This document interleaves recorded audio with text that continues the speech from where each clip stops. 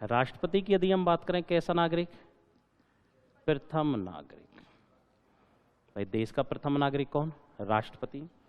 इसे ही कहा जाता है कैसा प्रमुख? संवैधानिक प्रमुख। इसे ही कहा जाता है राष्ट्राध्यक्ष। इसे ही कहा जाता है नाम मात्र का प्रमुख, इसी के उपनाम है। इसे ही कहा जाएगा कार्यपालिका प्रमुख। किसका प्रमुख है? कार्यपालिका। अब कार्यपालिका को हमने दो भागों में विभाजित किया, नाम मात्र और। अब ये दोनों शब्द का तो आंसर अलग अलग है। नाम मात्र का कौन हो गया? राष्ट्रपति, जबकि वास्तविक का कौन है? प्रधानमंत्री। उसने ये दोनों ही शब्द नहीं दिए, सीधा क्वेश्चन पूछा कार्यपालिका प्रमुख कौन होगा? अनुच्छेद 53 पढ़ा हुआ आपने, क्या लैंग्वेज थी? संघ की समस्त कार्यपालिका शक्ति, तो कार्यपालिका का प्रमुख कौन हुआ? राष्ट्रपति। इसे ही बोला जाता है संसद का अभिन्न अंग।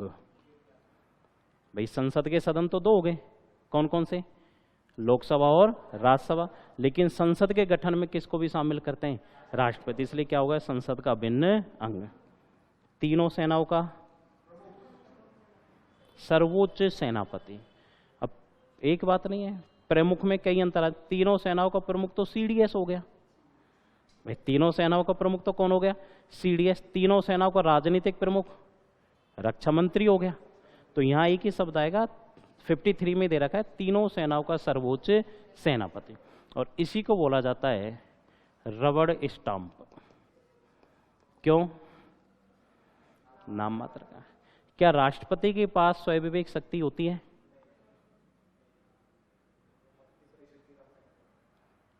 भाई दो है, राष्ट्रपति और राज्यपाल। दोनों एक जैसे? भाई दोनों संवैधानिक प्रमुख हैं अपने अपने क्षेत्र के। अब क्वेश्चन पूछा संविधान ने स्वयं विवेक शक्ति प्रदान की है, ऑप्शन दे दिए रे, ए बी और सी दोनों, और डी दे दिया कोई नहीं। मतलब कोई नहीं ऑप्शन में आएगा तो आंसर होगा। क्वेश्चन आराम से पढ़ो। संविधान ने स्वयं विवेक शक्ति प्रदान की है, राष्ट्रपति को, राज्यपाल को, दोनों को, या किसी को नहीं?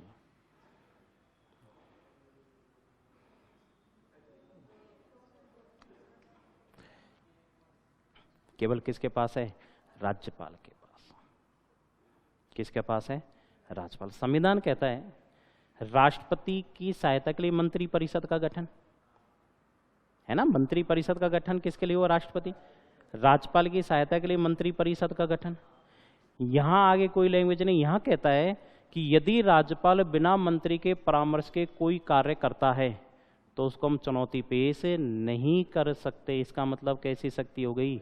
स्वयं विवेक शक्ति। जबकि राष्ट्रपति में आपने पढ़ा होगा कभी गलती से, संशोधन पढ़े होंगे 42वां और 44।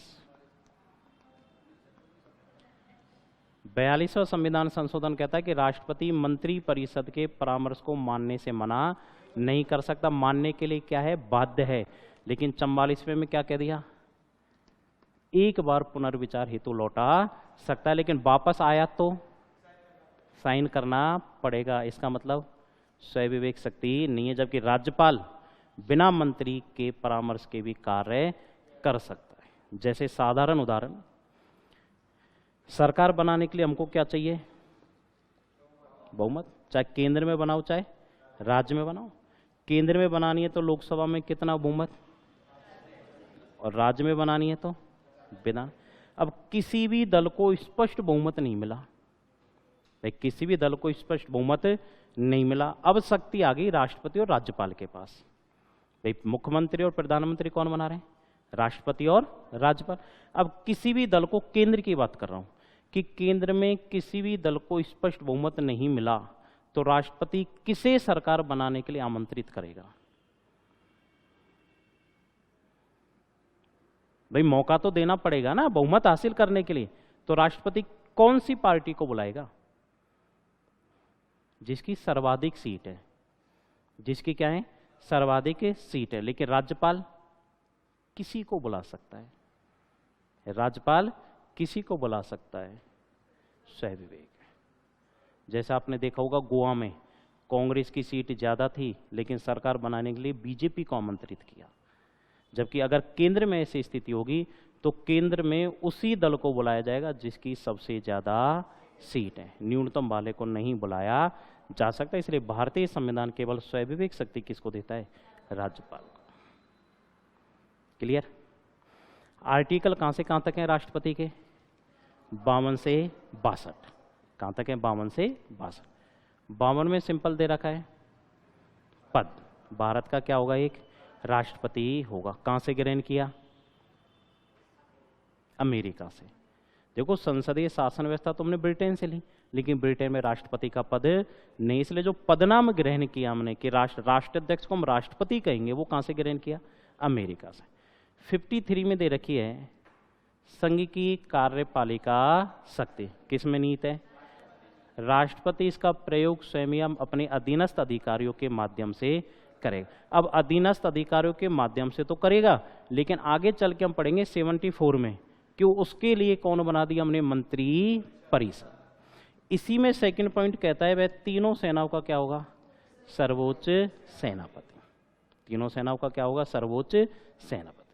अब आता है 54, जहां से क्वेश्चन बार बार पूछा जाता है। 54 में दे रखा है राष्ट्रपति का निर्वाचन। अब राष्ट्रपति का निर्वाचन कौन करेगा? निर्वाचक मंडल। कौन करेगा?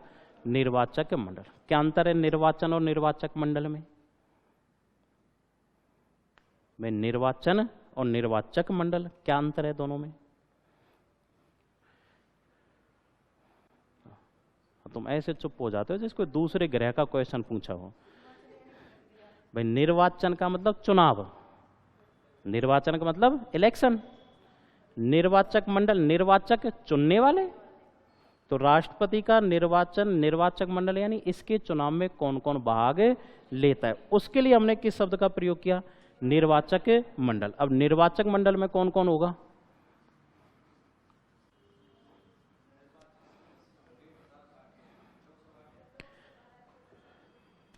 भाई सबसे पहले तो आ गया कहां के? संसद, यानी कि लोकसभा और राज्यसभा के। कैसे? निर्वाचित सदस्य। विशेष याद रखना, राष्ट्रपति में केवल महाभियोग में हमें मनोनीत को भूमिका देंगे, इसके अलावा कहीं पर भी मनोनीत की कोई भी भूमिका नहीं है। हर जगह केवल कौन सा शब्द चलेगा? निर्वाचित। संसद में निर्वाचित सदस्य कितने हैं? भाई संसद में निर्वाचित सदस्य कितने हैं? 543 या 545? संसद में कितने हैं?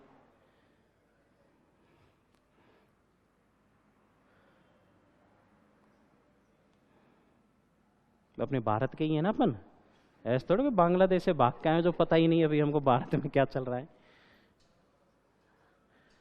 संसद सदस्य ही नहीं पता। राजस्थान से संसद में कितने हैं?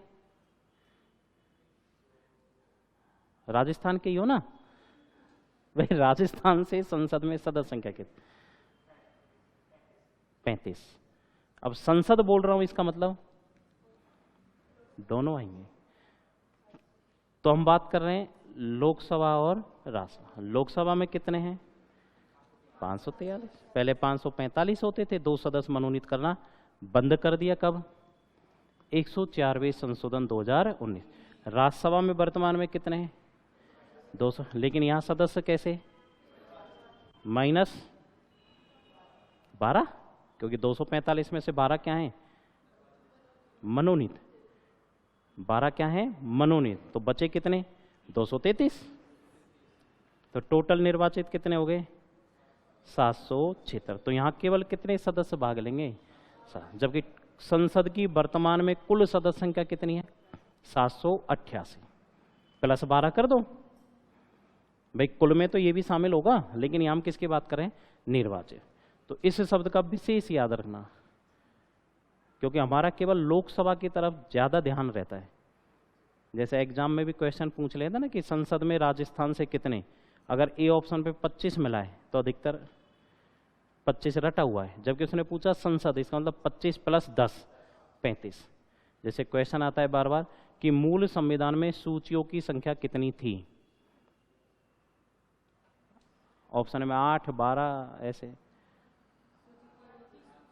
3, क्योंकि उसने सूची पूछा है, लेकिन हमारे माइंड में हमेशा अनुसूची चलता है, तो सूची कितनी थी 3। अभी एग्जामिनर की चालाकी होती है, और ऐसा क्वेश्चन वहां देगा जहाँ इजी क्वेश्चन आते हैं ना 2-4 लगातार, वहां आपके सामने ऐसा क्वेश्चन रख दिया और आप उससे पूछा सूची और ऑप्शन नंबर ए पर 8 हुआ ना, तो अधिकतर कर चुके होंगे गोला काला, फिर दोबारा पढ़ेंगे जब पता चलेगा। अब पता चलने से क्या वो तो हो गया।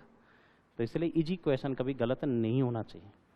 देखो टफ क्वेश्चन है, गलत हो जाए उसको गलत करने वाले सब हैं, क्योंकि आप एग्जाम दे के आए हो तो आपको सबसे बड़ा अफसोस नेगेटिव। पढ़ने वाले स्टूडेंट के तुक्के कभी भी सही नहीं जाते, इसको दिमाग में फिट कर लो इस लाइन को। पढ़ने वाला स्टूडेंट, देख लेना आप कभी, यहीं देख लेना, जिस टॉपिक को आपने पढ़ रखा है उसका पेपर देना, और जिस टॉपिक को नहीं पढ़ रखा उसका पेपर देना। जिस टॉपिक को नहीं पढ़ रखा उसमें तुक्के ज़्यादा सही होंगे, क्यों वहाँ दिमाग नहीं लगाते हो, क्यों पता है तुक्का देना है। अब तुमने टॉपिक पढ़ रखा है और उसमें तुम जबरदस्ती तुक्के दे रहे हो, इसका मतलब एक्स्ट्रा दिमाग लगाने की आवश्यकता है। तो पढ़ने वाले स्टूडेंट को कभी तुक्का देना ही नहीं चाहिए। फर्स्ट बार में आपने जितने भी पेपर दिए देख लेना, जितने भी क्वेश्चन आप करते हो फर्स्ट बार में 90% आपके सही हैं, कभी भी देख लेना आप। सेकंड बार में 50-50 का रेशो आ जाता है, और तीसरी बार जो करके आ रहा है ना 100% नेगेटिव में जा रहा है वो, क्योंकि जब आप 2 बार में आंसर नहीं दे पा रहे तो तीसरी बार में कहाँ से दोगे। लेकिन जब हमको ऐसा लगता है क्वेश्चन पढ़ा हुआ है, लेकिन ये नहीं पता आज ही 2 बार पढ़ लिया थोड़ी सी देर में, इसलिए थोड़ी जानकारी हो गई, तो पेपर सॉल्व करने का भी एक तरीका होता है। दूसरा दे रखा है राज्यों की विधानसभा के, ये भी कैसे सदस्य निर्वाचित। तीसरा दे रखा है केंद्र शासित प्रदेश दिल्ली और पुदुचेरी की विधानसभा के भी कैसे सदस्य निर्वाचित। अब देखो यहां पर आगे जाके कौन भी शामिल होगा, लेकिन अभी शामिल नहीं किया। तो बाई चांस आप सोचो कि जम्मू कश्मीर, क्योंकि विधानसभा अब 3 जगह है भाई, 8 केंद्र शासित प्रदेश में से विधानसभा कितनी जगह, 3 जगह, लेकिन यहां केवल कितनों को शामिल कर रखा है। कब शामिल किया, 70वें संविधान संशोधन 1992 द्वारा। तो राष्ट्रपति के इलेक्शन में केवल इन सदस्यों की भूमिका होती है। इन सदस्यों का समूह क्या कहला रहा है, निर्वाचक मंडल। अब वो आपसे यहां गलती कराता है, जब ऑप्शन में देता है ना कि निम्न में से कौन सदस्य भाग नहीं लेता, वो लिख के देगा संसद के सदस्य। सही है गलत है, संसद के दोनों सदनों के सदस्य, गलत है, निर्वाचित। हल्का अब एग्जाम हॉल में ये शब्द पकड़ना बहुत मुश्किल होता है। जब तक आप ऑप्शन नहीं पढ़ोगे ना अच्छे से, जो अपनी आदत होती है कि जब हम लाइन पढ़ते हैं तो नीचे पेन चलाने की जो आदत होती है ना, वो बहुत अच्छी होती है, उससे गलती नहीं होती। एग्जाम हॉल में आप देखना कभी भी निम्न में से कौन सा सही नहीं है, इसमें अधिकतर मिस्टेक करके आते हैं। क्वेश्चन आता है निम्न में से कौन सा सही नहीं है, तो हम यहां तक पहुंचते हैं, सही पूछ रहा है, सीधा ऑप्शन में जाते हैं, फिर आंसर क्या आती है, जब देखते हैं क्वेश्चन गलत कैसे, फिर दोबारा पढ़ते हैं, अरे इसमें तो गड़बड़ हो गई, नहीं दे रहा। यहां दे देगा वो राज्यों के विधान मंडलों के निर्वाचित सदस्य, गलत है। अब वहां विधान मंडल और विधानसभा एक जैसे लगेंगे आपको, एग्जाम में प्रेशर बहुत होता है, ये छोटी छोटी गलतियां हैं, एक जैसे लगते हैं। तो हमने केवल क्या बोला, विधानसभा। विधानसभा नहीं देगा, वो कह देगा राज्य के विधान मंडल के निम्न सदन के निर्वाचित सदस्य। सही है। अब लेकिन वहां हम गलती करेंगे, विधानमंडल पढ़ लिए तो गलत हो गया, जब उसने लाइन लंबी कर दी कि विधानमंडल का निम्न सदन यानी कि विधानसभा। भाई आप एक चीज सोच के देखो, पॉलिटिकल जैसे मैं पढ़ा रहा हूं, और मेरे पढ़ाने के बाद मैंने आपका टेस्ट लिया और मेरी रजिस्टर में से बनाया, आपके सामने चुनौती है मेरी, भाई उसी में से पूछ रहा हूं और वहां भी गलती कराऊंगा, चालाकी तो करनी पड़ेगी, नहीं तो फिर गलती कहां से होंगी। तो एग्जामिनर की चालाकियां होती हैं छोटी छोटी। जैसे एसआई में वो क्वेश्चन आया था, बार बार पूछता हूं उपराष्ट्रपति वाला, कि उपराष्ट्रपति पद रिक्त है तो राष्ट्रपति अपना त्यागपत्र किसे संबोधित करेगा। उपराष्ट्रपति पद रिक्त है तो राष्ट्रपति अपना त्यागपत्र किसे संबोधित करेगा? सीजेआई, स्पीकर, महासचिव और उपराष्ट्रपति। उसकी चालाकी थी ये। अब अपन ने क्या रट रखा है कि राष्ट्रपति अपना त्यागपत्र उपराष्ट्रपति को देता है और उपराष्ट्रपति इसकी सूचना लोकसभा अध्यक्ष को देता है। सीधा रट रखा है। अब उसने क्वेश्चन पूछा कि उपराष्ट्रपति पद रिक्त है तो वह संबोधन किसे करेगा? संबोधन कभी भी चेंज नहीं होता। सेवा में श्रीमान, आगे कोई सा भी पद हो वो रिक्त हो चाहे कोई हो, वो पद का ही नाम आएगा। संबोधन कभी भी चेंज नहीं होता। था ना बिल्कुल सिंपल क्वेश्चन। लेकिन उसने ऑप्शन सीजीआई आधे तो यहां लुढ़क गए, थोड़े बहुत बचे वो यहां लुढ़क गए। अब यहां जिसका सही गया वो तुक्के में सही गया है। उसने दिमाग नहीं लगाया इतना, उसने इतना दिमाग नहीं लगाया क्योंकि एग्जाम हॉल में इतना सोचने की क्षमताएं नहीं होती। डर बहुत लगता है। लगता ही नहीं लगता? कभी भी पहला पेपर लूंगा ना, आपका टेस्ट लूंगा, आपके बगल में मैं आके खड़ा हो गया, आंसर नहीं दे पाओगे। पॉलिटिकल का क्वेश्चन आते और मैं अगर आपके बगल में खड़ा हूं ना, आप पेन को ऐसे ही करते रहोगे, फिर मेरी शक्ल की तरफ फिर मेरे चेहरे की तरफ देखोगे, सर के एक्सप्रेशन किस ऑप्शन पे अच्छे आ रहे हैं। ये होता है। जैसे पिताजी के साथ कहीं जा रहे हैं और पिताजी ने जाने से पहले एक लाइन बोल दी, थोड़ा ढंग से रहना, गलती होगी ही होगी। गलती हो, कोई भी आप काम कर रहे हो, आपसे बड़ा कोई व्यक्ति आके आपको एक बार टोक दे, जैसे आप लिख ही रहे हो, मैं आपको लिखा रहा हूं और मैं खड़ा हो गया, मैं ढंग से लिख, क्या गलतियां कर रही है, उससे आज तक चाहे गलती नहीं हुई पर वो जब जबरदस्ती गलती होगी, क्योंकि दिमाग लगाया जाता है। और आप सैद्धांतिक चीजें पढ़ रहे हो, आप लिखी हुई चीजें पढ़ रहे हो, चाहे वो सही लिख रही हो चाहे गलत लिख रहे हो, आपको पेपर पास करना, उसको सही मानना पड़ेगा। होते हैं ना काफी चीजें गलत हैं, जैसे राष्ट्रपति की निर्वाचन प्रणाली पढ़ते हैं ना, आनुपातिक प्रतिनिधित्व, आनुपातिक प्रतिनिधित्व प्रणाली राष्ट्रपति, अब वो गलत है। हमारे राजनीति विज्ञान के नज़र में वो प्रणाली राष्ट्रपति के लिए अपनाई नहीं जा सकती, गलत है वो, लेकिन संविधान ने लिख दिया, सही है।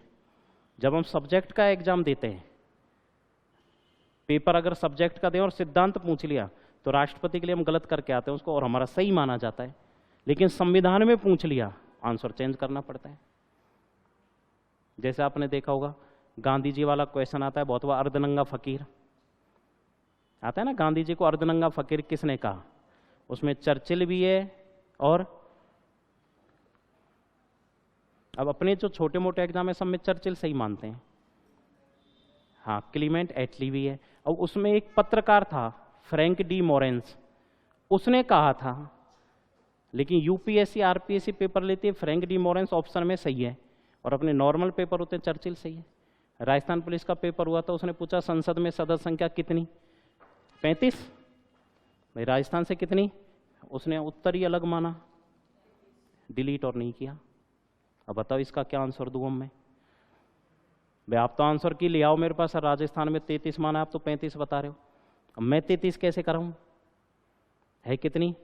35, लेकिन 33 सही माना है, ऑब्जेक्शन लगा लिया जब भी सही माना है कि तेरे हिसाब से होंगे 35, हमने तो कितना माना है? 33 माना है। जैसे आरएस में क्वेश्चन आया था, तो इसमें कोई वो नहीं, आदमी से गलती होती है, आरपीएससी से गलती। आरएस में क्वेश्चन आया था राज्यपाल वाला, याद हो तो, कि राजस्थान राज्यपाल पद कब आया? 1 नवंबर 1956। उन्होंने 25 अक्टूबर 1956 माना था। क्या माना था? 25 अक्टूबर 1956। हाई कोर्ट तक बंदे गए, क्वेश्चन डिलीट कर दिया, लेकिन ऑप्शन चेंज नहीं किया उन्होंने, आंसर नहीं किया। जिद हो गई, 2 बार कमेटी बनानी पड़ेगी उनको, लेकिन लास्ट में कहा 25 अक्टूबर ही हमारा, तो 1 नवंबर नहीं देंगे हम आंसर। आरपीएससी की स्थापना कब हुई? 20 अगस्त या 16 अगस्त? आरपीएससी को खुद को ही नहीं पता कब हुई।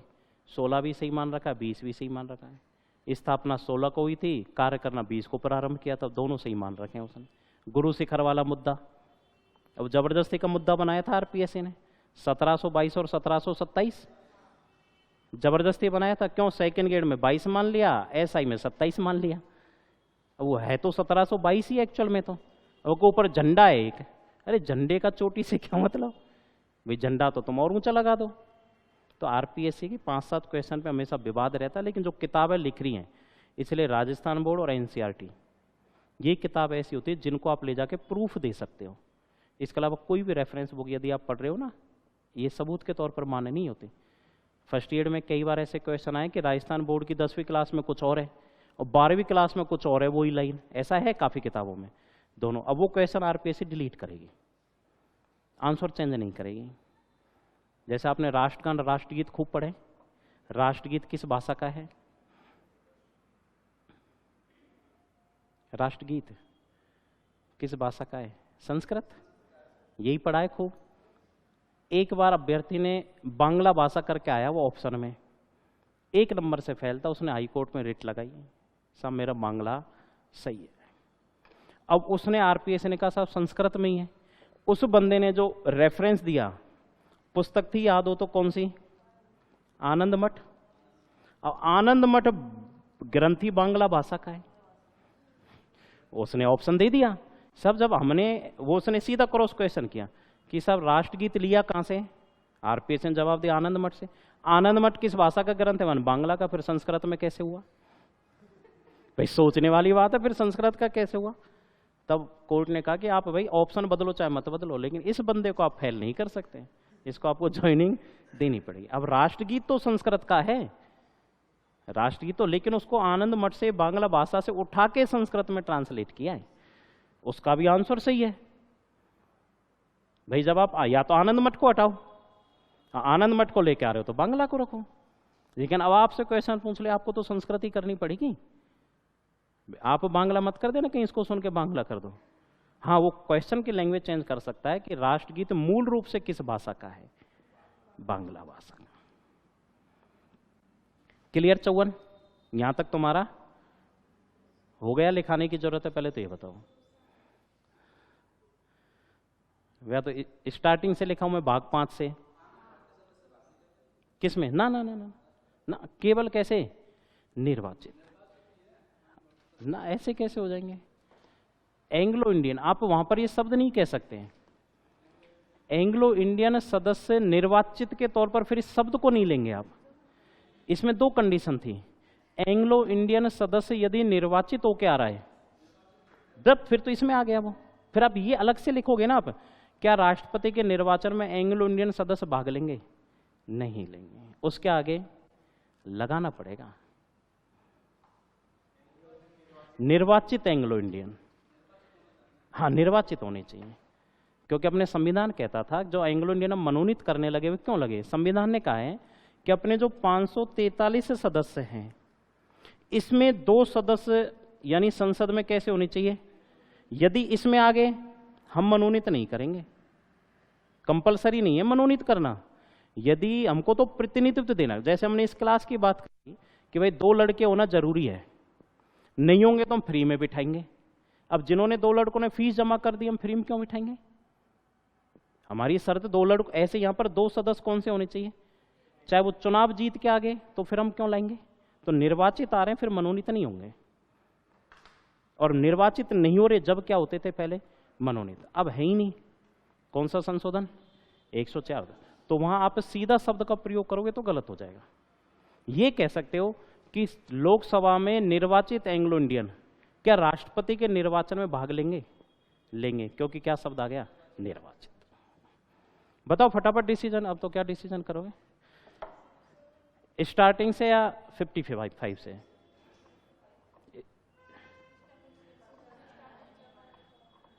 हेडिंग डालो, हेडिंग तो डालो। अच्छा बार है सोमवार, लिखो भाग 5। भाग 5